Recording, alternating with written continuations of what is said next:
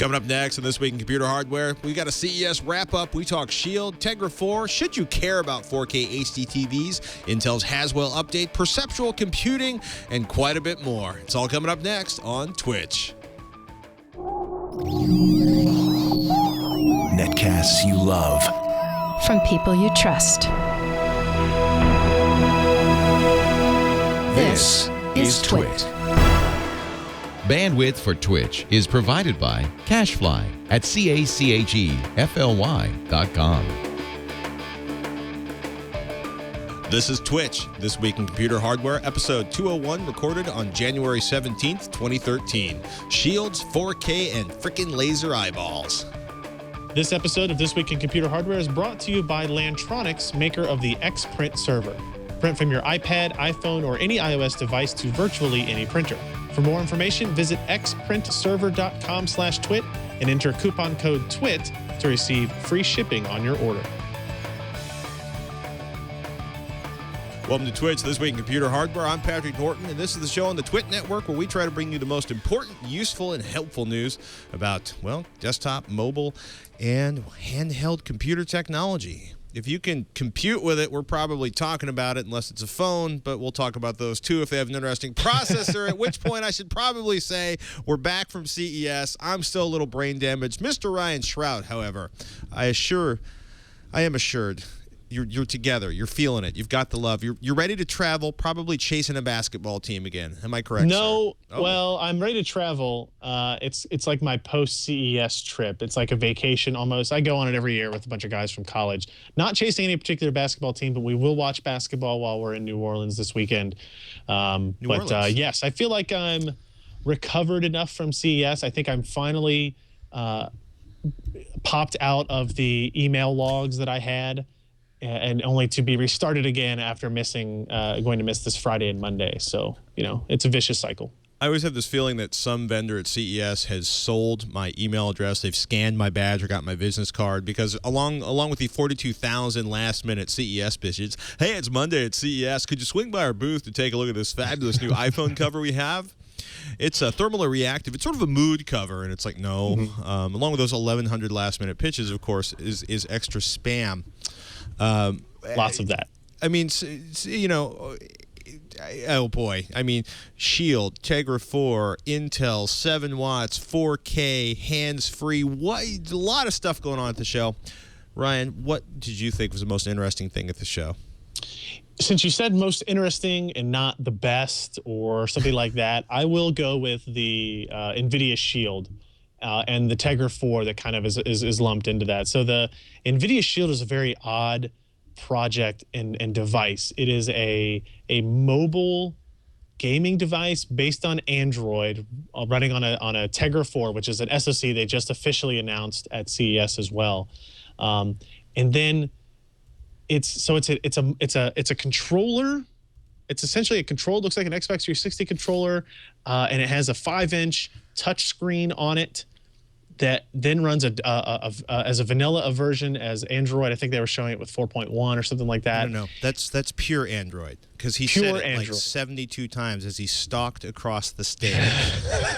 I love the man. Vanilla, whatever. I had this feeling that somebody was sitting down just out of eye view in front of the stage going like, it's not booting yet. It's not booting yet. It's not booting yet. And he got longer and longer. But let's cut to it. Tegra 4, right? 72 cores, GPU cores, the 4+1 architecture, 4 power cores, 1 power sipping core. But the Shield is an excuse for somebody to release. It's an excuse for something, like to move parts, to prove that you can game on Android. What is its purpose? Why does it exist? Because I don't get it.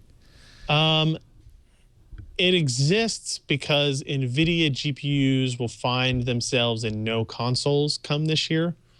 It exists as an attempt. NVIDIA, I think, believes or wants everybody to believe or is forcing themselves to believe that developers are going to spend so much time in 2013 and beyond on the mobile markets that the console markets will become the secondary platforms, right? And then not to say that there's not a lot of mobile game development already, but I mean, it's a very odd device. It's an Android-powered console, right? And you look at stuff like, was it the Ouya that's come out recently, and there's another one on Kickstarter, and this idea of an Android-powered game console is not the first one. They've obviously been working on it for a long time, but it also has this weird capability to stream games from your desktop PC over your local network wirelessly to this device. So you could play Black Ops 2, you could play Crysis 3, you could play Far Cry 3 on this device, and then wirelessly, and then stream it wirelessly to a TV using Miracast and that kind of stuff, right? And it was kind of pitched as a secondary feature. I think that's its primary feature, because the idea to me, I don't know. I'm not a big iOS, Android gaming person. I know there's tons of people out there that are.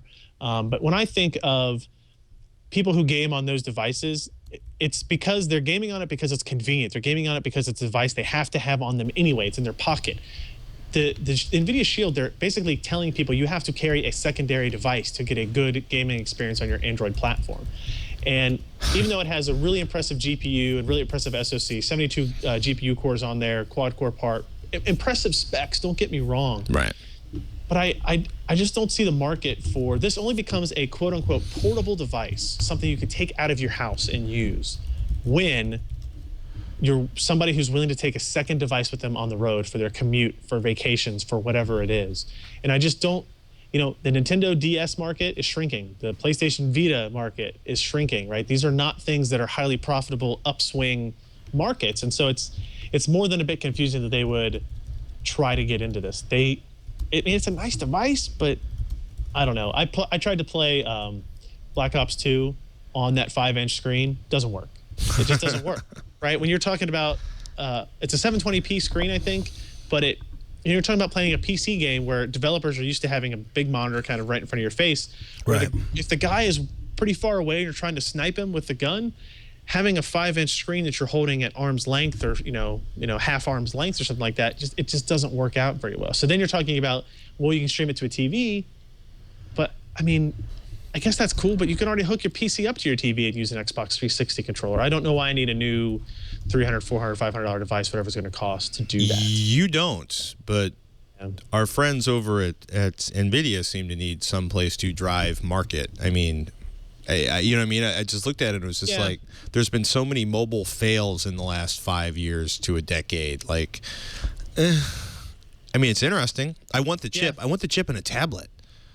Right. I want the chip in a tablet in a big way. Compare this to, say, what Razer did with that tablet mount that has like 2 controllers on either side of it, right? So you use USB, you use Bluetooth, whatever it is. And now you're talking about something that it's still too big and bulky to carry around with you, but it's, you're using a device that you already have, as opposed to creating a device that you're saying somebody else is going to want to buy and is going to need. I don't see, they demoed watching movies on it and playing music on it. I just don't see it useful for that. Like, I have a phone that plays my music. I don't need to carry around a phone plus a fairly bulky mobile device, as good a screen or as good a controller as it tends to have. I don't know. On that bright and cheerful note, if the Shield wasn't it was the most interesting, the Shield. If that was not the best at CES, then what was the best thing you saw at CES?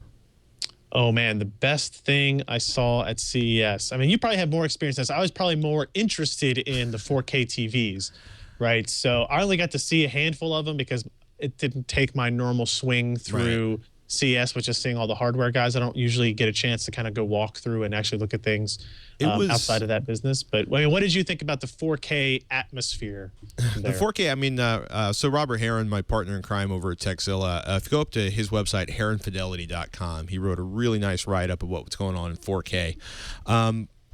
And I think the most impressive thing he saw was probably, in terms of 4K, was the Sony. 4K, if you haven't been following along, ultra high definition or 4K resolution, 3840 by 2160. It's available now. I think LG was taking pre-orders for some. Basically, there's several vendors making them. If you have gigantic checkbooks, like 20 grand to Sony. But it was interesting. Some of the things that Robert noticed is expanded color gamuts were showing up on the show floor, in the sense like instead of the current sort of compromise HDTV color spec. So the idea that there's going to be a larger color gamma available. But the big thing for me was talking to some folks at Broadcom and some other vendors, talking about HEVC, which is the next generation high efficiency video coding that'll support up to 8K. And the idea is that basically there'll be a new set-top box, or actually what it's kind of funny. There's a lot of stuff's going on. It's the idea that we're moving from a cable or satellite set-top box to a gateway in one room of the house, and that's going to feed over secure IP or some sort of secure private wireless network. Inexpensive, low-power devices that sit on your television or integrated into your television or plug into a USB port on the back of your television. The idea that you're sort of bringing more physical security into, or basically HDCP into the chain from the set-top box, or what we used to call a set-top box, the gateway. But the idea that with HEVC encoding, which is a spec that will eventually be finished, you will see either twice the number of 1080p channels on a given amount of bandwidth, or the ability to support 4K signal in a 1080p channel, and eventually it's got supposedly enough headroom to go all the way up to 8K. So HEVC was really interesting for me. Quote, Sony's 4K OLED prototype was one of the things that made the jaded editorial analyst in me smile. Amazing contrast, high resolution, and incredibly saturated colors. LG had these fantastic OLED HDTVs, 1080p HDTVs on display. I mean, it's interesting, like Sharp was looking at indium gallium zinc oxide, which is a new substrate material for OLED and LCD displays. There's just a lot going on. Robert's summary was 4K this year. Not that you'll be able to afford it. OLED the next. If you're waving your hand in the background, 8K sounds good, said Geomeek in the chat room. The problem is there's just no 4K content yet. So should you have 20 grand, should you buy Sony's $20,000 4K HD TV, you will not only get a beautiful, crisp, delightful, or delicious, as Mr. Robert Heron likes to say, 4K image, you will get a PC that has 10 movies. 10 movies, one PC, one 4K HD TV. And sad to say, I am told that the new Karate Kid is one of those 10 movies. So you're effectively getting 9 movies with your $20,000 HD TV. So one of the big things that's going on is good upscaling. 1080p to 4K upscaling is going to be critical in all this first round of 4K monitors. Sure. Robert's pretty sure that 4K is going to be a checkbox feature. If you're spending more than $2 grand on HDTV next year, good chance it's going to be a 4K HDTV, whether you want it or not, because they're just going to sort of bring this stuff in from the high end and push it down. So yeah, and the thing, and when I was looking at the 4K, too much of the 4K is in what I love to refer to as the soaring eagles phase of new display technology adoption, where you go to look at it in the set, and like in this case, they're going for these insane levels of detail. Like, when people were talking about, I saw The Hobbit, and I could like see the laces on the boots move on the soldiers in the background. It was really incredible. It was 48K. It was just amazing. In this case, like, you've got a 4K image moving through a forest, and you're looking at like individual crenellations on individual. A lot of nature photography. Yeah, and that's like the classic, like we used to, the soaring eagles phase. Like, wow, another HDTV. Okay, it's peregrines, not eagles, but you're still like, wow, there's feathers, not just it's not just a bird shape like you have in standard def. It's individual feathers, and now I'm looking at individual, whatever you call the hairlets that make up a feather, right? It's really sharp. So that was really interesting to watch. So it's I think it's something. It's they're not going to beat it. At least not this year. They're not going to beat you around the head and neck with 4K the way they did with 3D. I think 3D was an expensive sort of, not fail, but whimper at this point. Yeah. If you're looking for the best possible television to buy this year, Panasonic ZT60, which is the follow-up to the last year's VT50. Pretty much everybody's saying is this is the flat panel. This is like the Kuro level of blacks, like the deepest black, the best colors, most fantastic image. So if you're going to spend coin to get the best possible HDTV, if you have the money to buy the best HDTV, the money is no object. Not that it's that expensive compared to a $20,000 television with 9 movies, or 9.5 if I want to be generous and admit that technically the new Karate Kid is a movie. Panasonic ZT60 is pretty fantastic. That was so very, very pretty. Speaking of the 4K stuff, if we look at it on a hardware side of things, Gigabyte had an interesting demo at CES at their suite. It was kind of centered around 4K, but it wasn't a single 4K display. What they did was they were showing their dual Thunderbolt motherboards capability to use two Thunderbolt splitters and then combine 4 displays into a single 4K image. So they had 4 1920 by 1200 displays. They're using some really nice HP professional level monitors. And then using only integrated graphics, using only the HD 4000 on the Ivy Bridge parts, not using discrete graphics at all, they were able to run a 3840 by 2160 resolution screen, albeit with, you know, the bezels in the middle and all that kind of stuff. But then they were showing some 4K content running on it that looked really impressive, you know, even with that kind of stuff juxtaposed on it. You know, and it's interesting to see, right? Because this is something we've kind of been able to do for a little while with the advent of Eyefinity and NVIDIA Surround and those types of multi-display technologies. And the fact that you can do surround like that, yeah, there's a picture of it on the video version. You can see what they were doing there. And it was a lot of nature photography and video in their demonstration as well.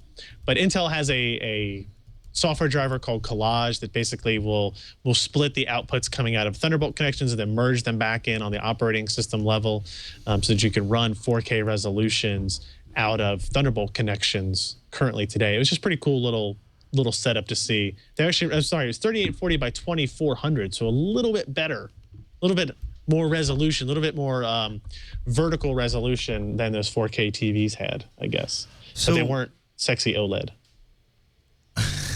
I've just been informed that there's keyboard noise on the set. I'd like to apologize to everyone listening to Twitch. So, I mean, it's kind of funny because a lot of people are like, what about consoles? What about gaming? Gaming can support 4K. Is there any, I mean, how many GPUs can actually support 4K output at this point? Well, so the GPUs could have the power to push 4K resolutions. Right. The issue is the actual output connectors themselves, right? So there will be a version of HDMI that supports 4K. I think it's called like HDMI 300 megahertz. Will be. Being the operative part right. of that It's not there yet. Right. And DisplayPort can do it. I think you might need 2 DisplayPort outputs though. Don't quote me on that. It's 1 or 2, but it can do it. And most displays, because we've seen 4K monitors already, like 35 inch 4K monitors, and they have 2 dual link DVI inputs or 2 Thunderbolt, or I'm sorry, mini DisplayPort inputs. So they can support it today. And in fact, if you look on spec sheets, NVIDIA and AMD's spec sheets, they list support for 4K resolutions. It's just a matter of there not being a real tight-knit standard on what connection it will be. When we get to the next version, when we get to the next iteration of DisplayPort, I think it's 1.2, 1.3 maybe, right. It will have native single connection support for 4K resolution. So you'll be able to output from graphics cards that support that to TVs and monitors that run it. And I should point out to Arbiter in the chat room, yes, HDMI 1.4 does add support for 4K, whether it's 3840 pixels by 2160 or 4096 pixels by 2160, whichever version you want to use. But you actually have to have 4K support baked into the device. So who knows? Maybe it's all secretly hidden in our Blu-ray players and we just can't find it yet. Yeah, I doubt it. I doubt it. Yeah. We should take a moment to thank our friends over at Lantronix for sponsoring the show this week with the delightful, or should I use Robert Heron's phrase and say delicious, Xprint server. It puts a whole different level of pressure on the company to be called a delicious product.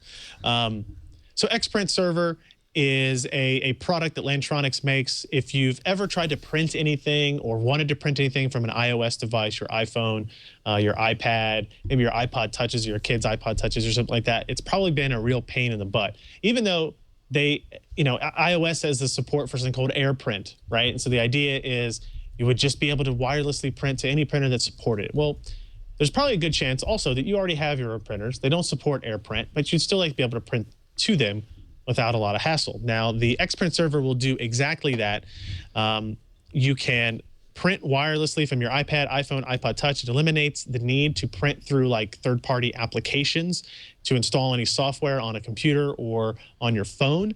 Or you don't have to email those documents to yourself on your main PC so that you can actually print them out. And it works with the USB or network printer you already own, whether it is wired or wireless.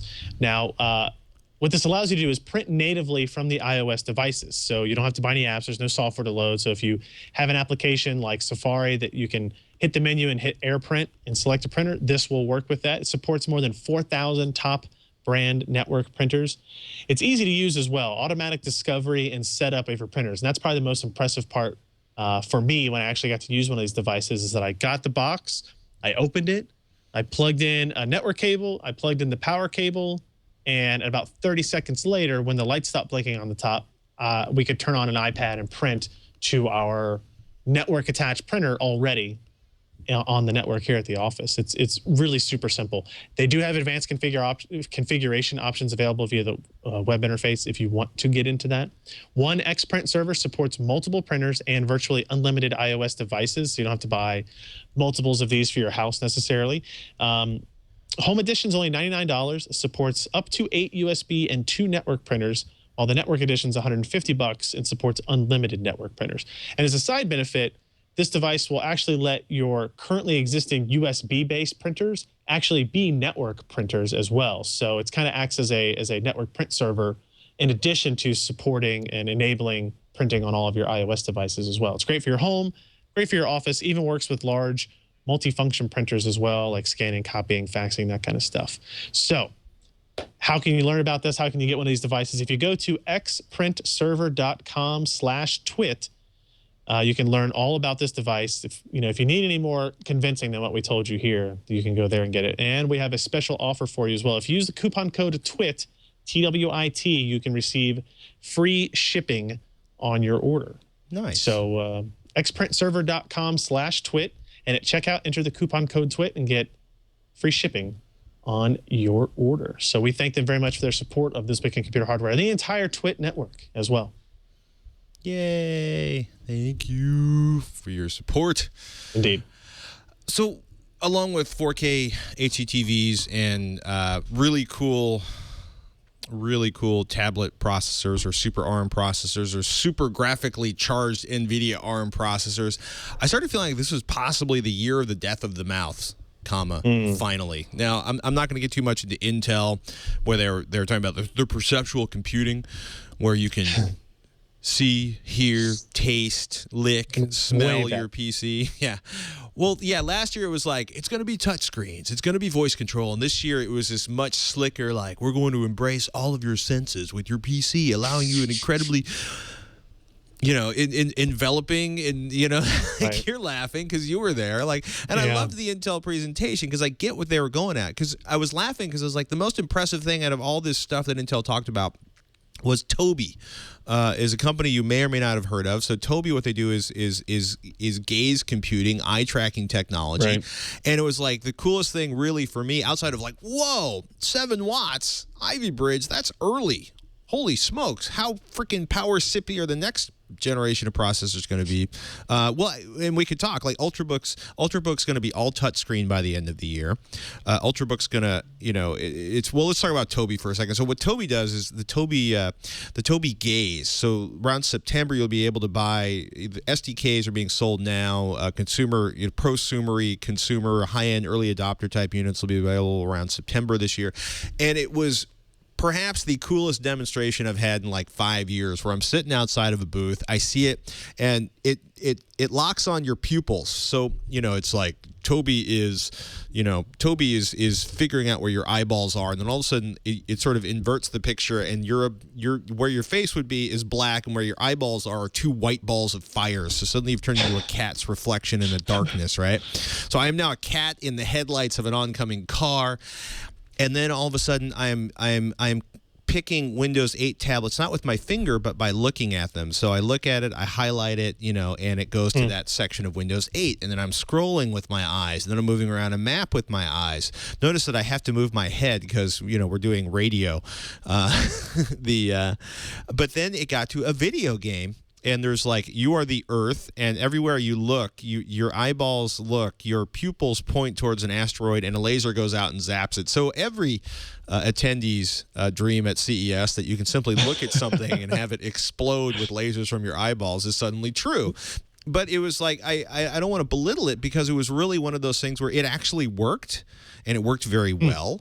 And I was thinking, like, wow, imagine if, like Oculus Rift is really cool. Like, we're looking at Oculus. There's finally a decent, affordable head mount, head tracking display, which is really awesome. And it's like, well, wow, what if you could actually look inside the Oculus Rift display and track things with your pupils? And so there's a lot of interesting stuff going on. Of course, Leap Motion is coming out in the near future. The little candy bar sized device that sits in front of your monitor and turns any monitor into a touchscreen. Touchscreens are going to get cheap this year. Touchscreens are going to be mandatory on Ultrabooks by the end of this year, along with Intel's Instant On technology, which means Intel has decided the best way to fight the sort of tabletization of the middle of the market is to force the price down in Ultrabooks, make every Ultrabook have a touchscreen, and to make sure every Ultrabook is updating data in the background and has Instant On. Like, you open it, you touch it, your notebook behaves like a tablet in that sense. So I thought it was interesting that, by hook or by crook, Intel and everybody else seems like they're ready to sort of at least try to give us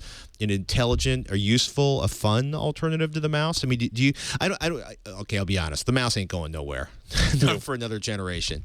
But it seems like we're finally getting interfaces that might actually be worthy of being used on a regular basis alongside the mouse. Or am I just too freaking amazed by that Toby eyes gazing? No, I didn't get to see the demo, so I'm a little jealous. I saw the demonstration, but I didn't get to try it out. Maybe I would be more impressed. But yeah, the rest of the gesture stuff I could probably do without. I don't need to wave at my webcam, my laptop. I can just click the mouse or the touchpad or whatever. Maybe I could just look at it in the future as well. You're just not with me on the excitement here. What about Leap Motion? Did you pre-order a Leap Motion? No, I did not.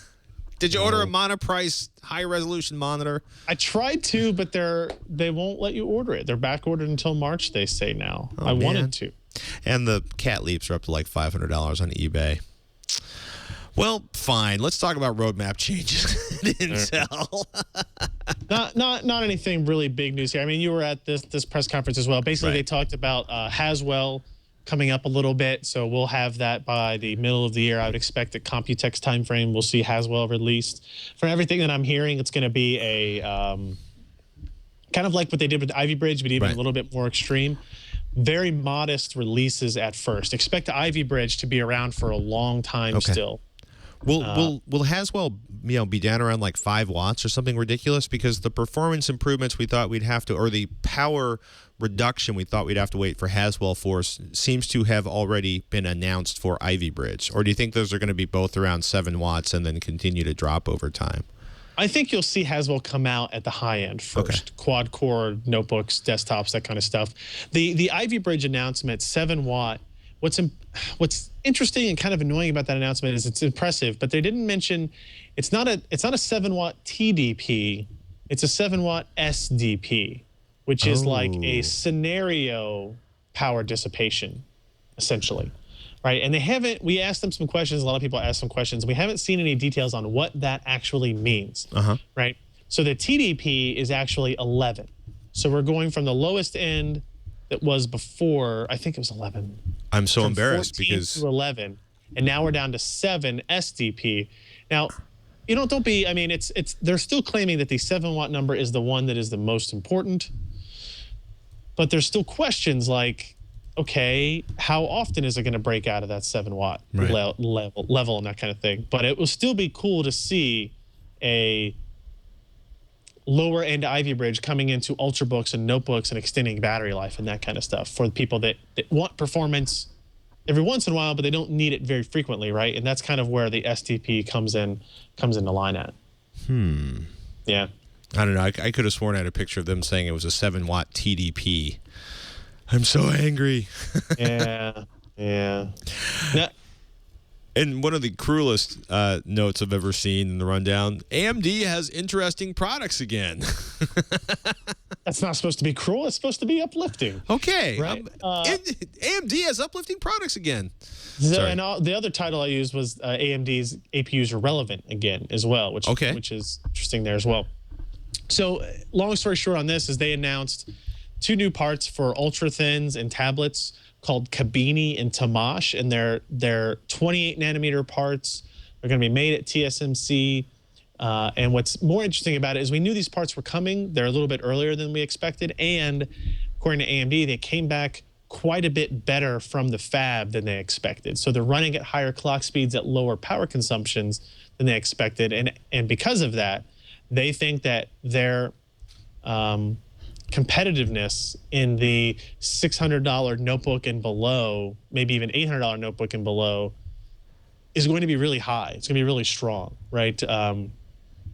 Which is good news. Like, we didn't really expect this out of them. They still need to prove it.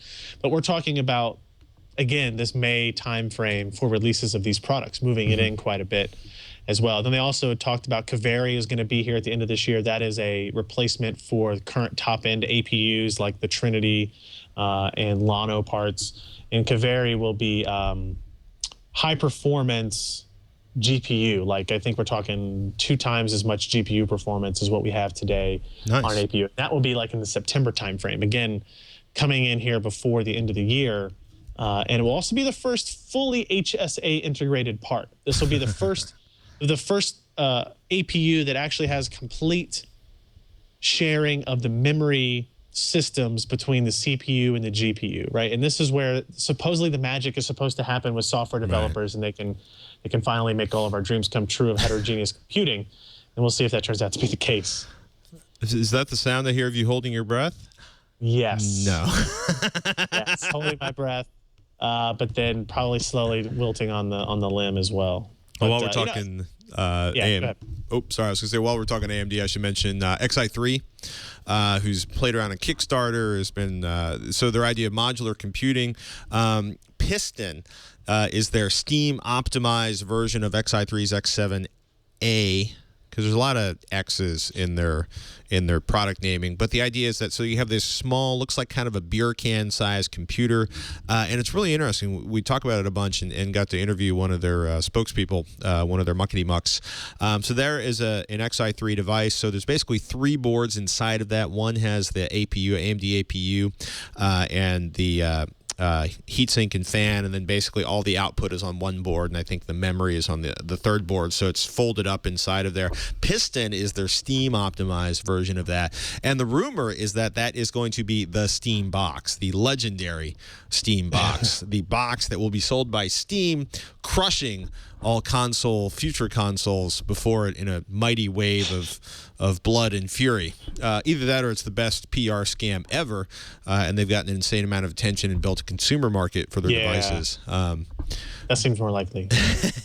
Speaking of not holding your breath.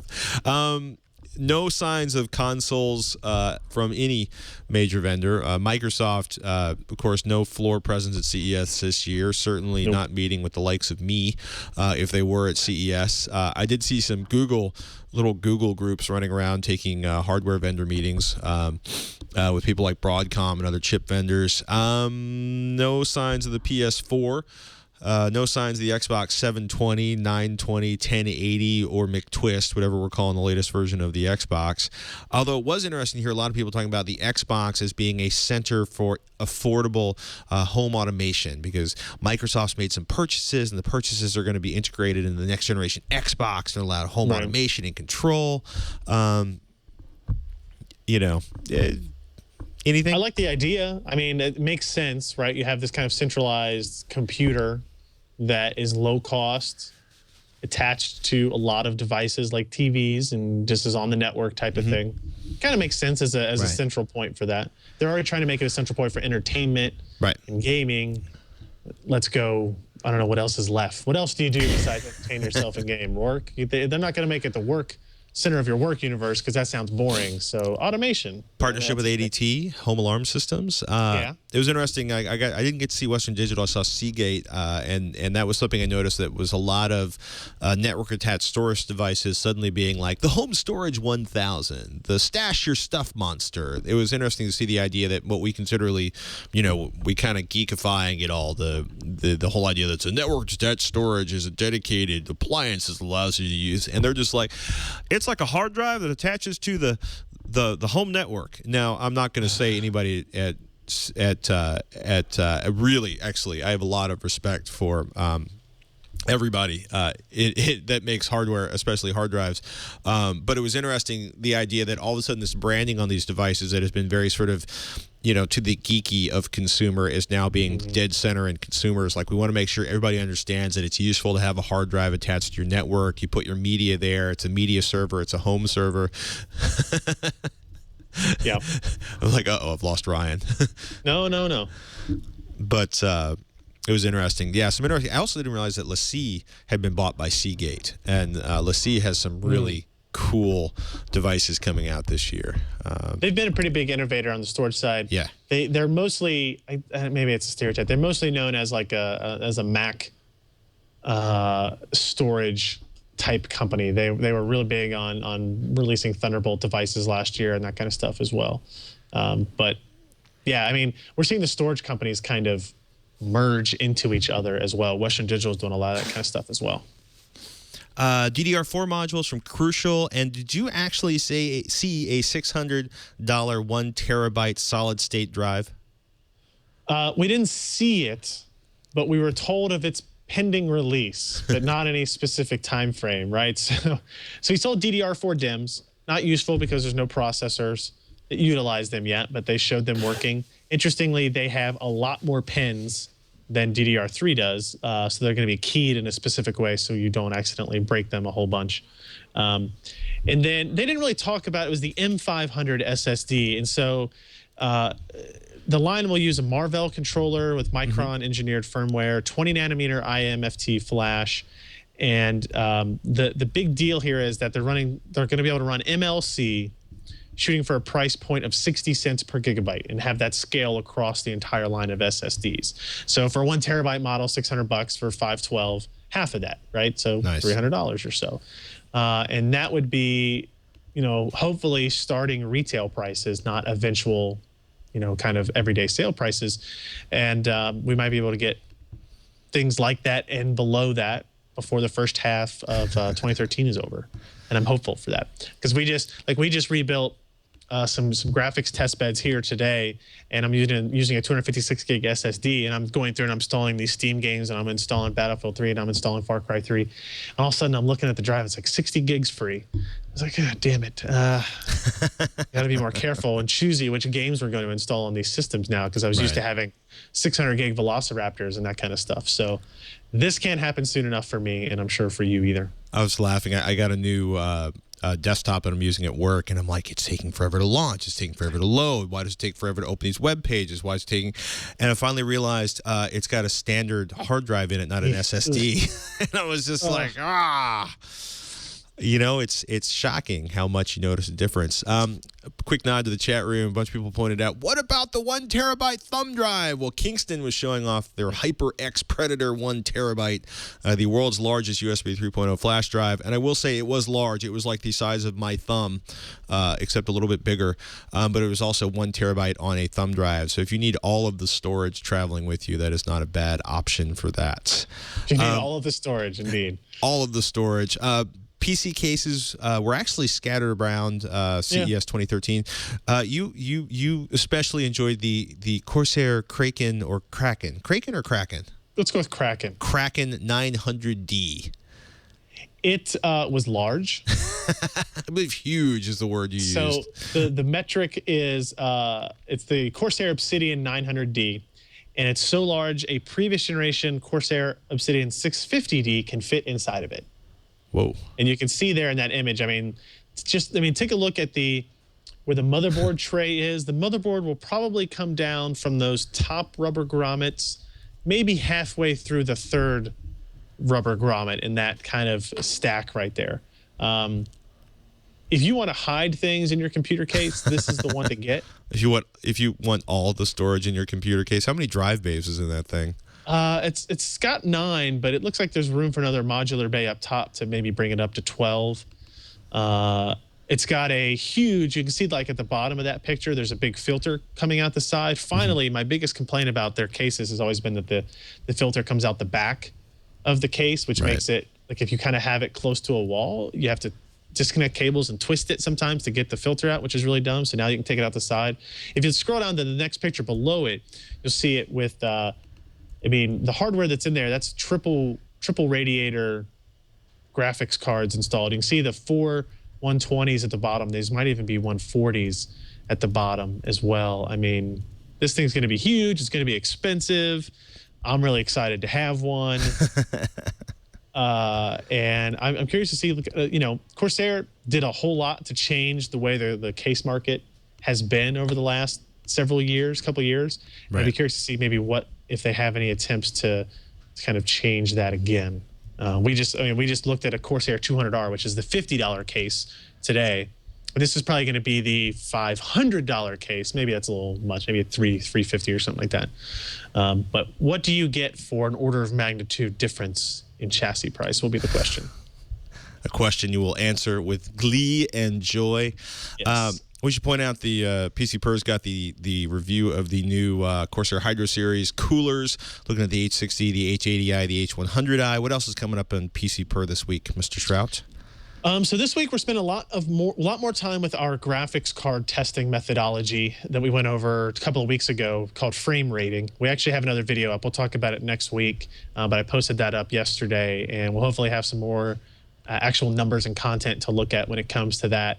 And I guess that's probably it. That's what my time is going to be. I'm going to be looking at a lot of graphics cards that I've already seen, but in a completely unique way. So stay tuned for that. How about you guys at Techzilla? A lot of new stuff post CES? Yeah, well, I did a roundup of headphones up on Techzilla, the last episode of Techzilla, the one that went up today. Actually, the one that goes up on Monday. Veronica has a review of the new Doxy scanner. We talk about whether it's time to dump Dropbox or whether Dropbox, because we had a viewer who's like, Dropbox is too expensive, and we actually talk about how maybe it's not that expensive compared to some of the others. We talk about testing base, finding good PC parts reviews, which obviously includes a nod to PCPer.com. Yay! And lots of viewer questions, and of course Robert Heron did his post-CES wrap-up where he talks more about some of the tech he saw, including his favorite new projectors that he oh so desperately wants just as soon as he sells his car to pay for them. And you can find that and all like 40-odd videos we did at Techzilla at revision3.com/Techzilla. And that's it. We got to go. Yep. Mr. Leo Laporte will be in here in just, do we need to stretch? Mr. Leo Laporte is not here yet. Have I been asked to, would you like me to stretch the show? We can do that. We can make that happen. Tony, don't edit this out. This is the kind of live stuff that people watch live for. That's right. You could have seen this live if you've been watching live. That's Thursdays at 6 Pacific Standard, 9 p.m. Eastern Standard. Now, hold on. We didn't do any emails this week Right. because we knew how much we were going to have to talk about post-CES. We should remind people, of course, of how they can do that. Twitch at twit.tv, TWICH. Excuse me, TWICH at twit.tv. No dying. Is the email address for that. Twitch. No, wait, hold on. Twit.tv/Twitch if you want to get some back episodes, figure out how to subscribe, see past video downloads and that kind of stuff as well, I guess, right? Should we talk about the Pi alternative from APC? This was actually... Let's do that, yeah. So I will quote Jeremy up on PCPer.com. APC has released a version of their Rock PC called the Paper. I sense a scissors coming soon, which comes in a recycled cardboard case, which resembles a hardcover book, as a Cortex A9 based via Wonder Media chip running at 800 megahertz, 512 gigabytes of RAM, 4 gigabytes of NAND storage, pair of USB ports, Ethernet, HDMI. Basically, it's an ice cream sandwich system for $100, under $100, or MSRP of $100. So it should be selling for less than that. And I'm kind of curious if you can actually build a decent home theater PC out of something that is this small and low power. I don't even care as long as I have a bookshelf to put it on. I can write whatever I want on the spine of it and like put it on a shelf. And if it can run cool enough that I can have it in my bookshelf and have all the wires come out the back into something cool, I'll be down with that. It's pretty awesome. The Inquirer did a write-up on it. It's basically it's a book-like box with a motherboard stuffed inside of it. I thought that was really interesting. I actually want to order one just as soon as I finish paying. Also, for the kind of heat. interesting is that same SoC that via Wonder Media, whatever it was called, is powering a new Asus MemoPad tablet as well. Really? The $150. We talked about this, I think, maybe a couple of months ago. There was a rumor of a VIA SoC going into a low-cost tablet. Right. I'll just go ahead and put that in the show notes underneath that Pi thing there. It's a $150 tablet. It doesn't have super high-end specs. It's got that VIA 1 gigahertz single-core processor in it, running Android Jelly Bean 4.1, 7-inch 1024 by 600, 170 ppi display, touchscreen, 10.1 gig of RAM, 8 or 16 gigs of storage. You know, the key selling point though is that it is $150, and it's going to be initially marketed towards like the emerging markets, China and India, but it will be coming out in the U.S. like in March or April, I think. I don't know. It seems all great and everything. I kind of got in trouble for this last night. Somebody yelled at me because I said at this point, just spend $50 more and get a Nexus 7. It's got a Tegra 3. It's going to have a better screen. It's going to have a better overall experience. But, you know, we're talking about it. That's a 33% price difference, price increase. And I got to be honest with you, I'm already thinking about the Tegra, waiting for a tablet with a Tegra 4 in it, just because I just think it's going to be so utterly awesome. I don't know. I'll be curious how they price that, how aggressively they do, because Tegra 3 is still plenty for just a normal tablet. Right. And if they maybe try, there's two methods they could take. They take Tegra 4 and replace it into the Tegra 3 market, sell it at the same levels, and try to get it as big a market share as possible, or they try to price it out as a premium part while Tegra 3 is still around, kind of taking those lower end, low cost solutions. I don't know. It's probably something worth pointing out, but inside the Tegra 4 chipset, one of the big things that actually, so they announced a couple architectural changes. One is that they figured out to do some high-speed HDR photography by essentially not writing individual images to main system memory, but basically caching them in the CPU. The idea that basically grab two images. And you know, I apologize for not memorizing the really slick marketing name for it, but it was interesting to look at some architectural changes designed to make high-speed photography work better, or make certain types of photography more high-speed than they are. But the other thing that I didn't think a lot of people were talking about, or maybe it was just because I was in the middle of the show and there was so much noise around me I couldn't hear people talking about it, but this soft modem built into the Tegra 4, which is the i500, a software-defined radio. It's something I've seen kicking around at the high end of commercial/military type stuff, but the idea that you have this giant collection of cores that are software assignable to do different things. So the idea that you could have like one 4G chip to service the entire universe, which I am grossly oversimplifying, but it was interesting to watch people discuss whether or not that was going to be, you know, I'm trying to think of therefore, there is language inside of me, but the idea of whether or not that was going to be a great leap ahead, or whether or not it was way too early for a software-defined modem, because software-defined modems traditionally take considerably more power than hardware modems. So that's in the mobile market. That's you can't afford that, right? I mean, that's if you have the worst battery life, you're the worst platform, regardless of what your performance is, almost always. So, you know, they're talking about like I think in Nantech I'm looking at right now is UE Category 3 LTE 100 megabit per second downlink on 20 megahertz FDD LTE. Later releases will include UE Category 4 LTE, which is, quote, one of the nice software upgradable parts of an SDR architecture on the WCD MA/HSPA plus side. DC HSPA plus 42 megabits per second downlink. And I think I got to be honest with you, I think the only two people I know who can say these kind of things over and over again are probably Brian over at Nantech and Sasha Sagan over at PC Mag. It's algorithm soup from hell. I should say acronym soup from hell. But the idea is that you know, the idea that they're going to do carrier aggregation for LTE could be really interesting. GSM Edge, WCDMA LTE, quote, no word on CDMA 2000, 1X EVDO 3GPP2, and apparently voice modes are supported. But it's, you know, I got to say, you know, it's supposed to be smaller, basically smaller than a conventional radio die, but will it consume more or less power? That's the i500 inside of the Tegra 4. So I don't know. I thought it was kind of fascinating to see that, and of course, part of me was like, we need to hack it, and yeah, we need to what hack compute it. power can we get out of this modem? How much trouble can I get into with the FCC? Yeah, that could be bad. Don't do that. Ladies and gentlemen, this time for reals, I believe Mr. Laporte has been sighted on the horizon. His banner, which I can't imagine what his banner looks like. I've been reading all of the Ice and Fire books, so I'm a little up to my eyeballs with banners of krakens and onions and wolves and lions and dwarves. Good stuff. It is good stuff, but I'm seeing a lot of wolves in the distance. Yeah.